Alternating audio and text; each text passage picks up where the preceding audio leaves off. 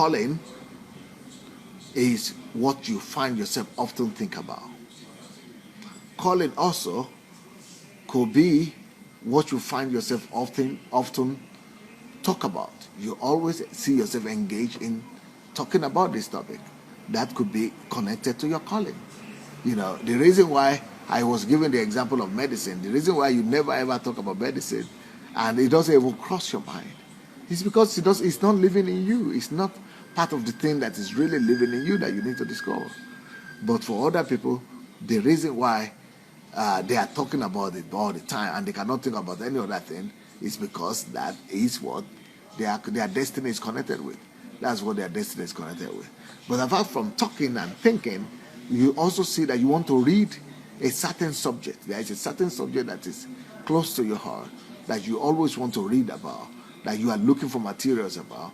That could be because that is the topic that is closer to your heart. That is the topic that is close to your heart. That is the topic that you want to address. That's the topic that that God wants you to deal with.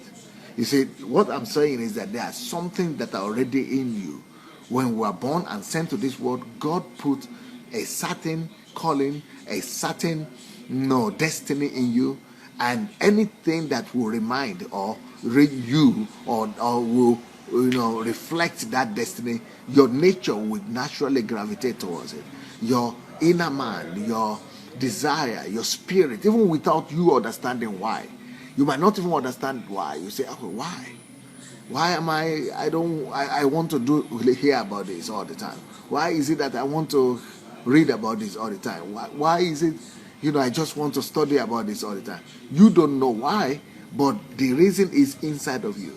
The reason is hidden inside of you.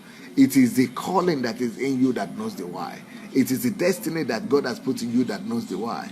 And that destiny will always want to reach out to anything that wants to give him or that wants to give it expression.